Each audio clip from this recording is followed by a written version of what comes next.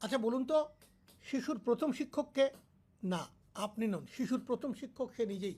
সে বিভিন্ন বস্তু হাতের আঙ্গুল মুখের মধ্যে দিয়ে ঠোঁট, জিহ্বা এবং মুখের মাধ্যমে নানা স্বাদ, গন্ধ এগুলো উপভোগ করে বুঝতে পারে এবং একই সাথে তার শরীরের যে অংশগুলোকে সে চিনতে শুরু করে। প্রথমে ৩-৪ মাস হলে, ২-৩ মাস হলে হাতের আঙ্গুল মুখে দেয়, তারপর ৪-৫ মাসের সময় পায়ের আঙ্গুলটা টেনে চুষতে শুরু করে। বুড়ো আঙ্গুলের প্রতি তার যেন কেন একটা পক্ষপাতিত্ব আছে। মা বলেন, ওরে বাবারে তুই বারবার আঙ্গুল মুখে দিচ্ছিস, পায়ের ময়লা খাচ্ছিস, পেট খারাপ হবে। হাতটা ধরে আঙ্গুল সরিয়ে দেন, না এটা করবেন না। কারণ সে আশপাশ থেকে শুধু জিনিস মুখে দিয়ে শেখেই না, একটা হ্যান্ড মাউথ কোঅর্ডিনেশন শেখে, যেটা তার ভবিষ্যতের খাবারের জন্য একটা ভিত্তি।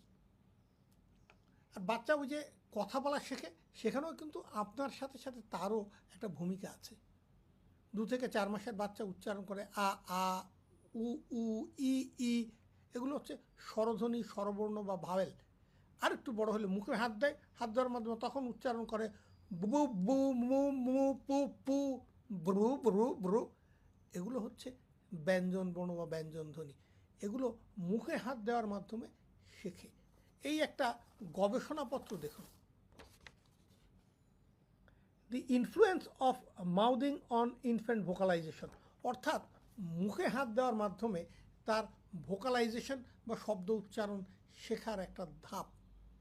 এখানেও গবেষকরা দেখাচ্ছেন যে এই মুখে হাত দেওয়ার মাধ্যমে সে ষড়যন্ত্রকে নিয়ন্ত্রণ করে কনসোনেন্ট শব্দ উচ্চারণ করে।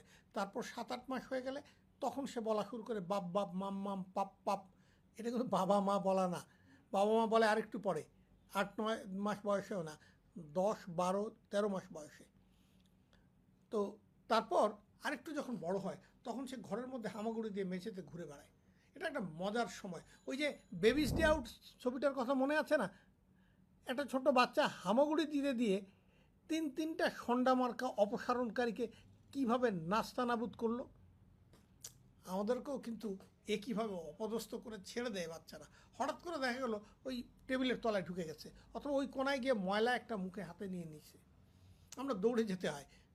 সেদিন একটা মা এসে বললেন, ডাক্তার সাহেব দেখুন তো, আস্ত তেলাপোকা একটা মুখ থেকে বের করেছি। টিস্যুতে তেলাপোকা নিয়ে এসেছেন, ছোট্ট তেলাপোকা।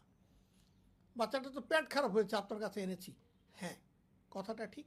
এই বয়সে পেট খারাপ হওয়ার একটা সম্ভাবনা আছে, কারণ সে আশপাশ থেকে ব্যাকটেরিয়া, ভাইরাস, অ্যান্টিজেন এগুলো মুখে দেয়, যার ফলে 1-2 দিনের 2-4 বার পেটের অসুখ হতে পারে। এ নিয়ে ভয়ের কিছু নেই। এটা তার গাট ইমিউনিটি স্ট্রং করে। এটাকে বলে মিউকোজাল ইমিউনিটি, বা অনেকে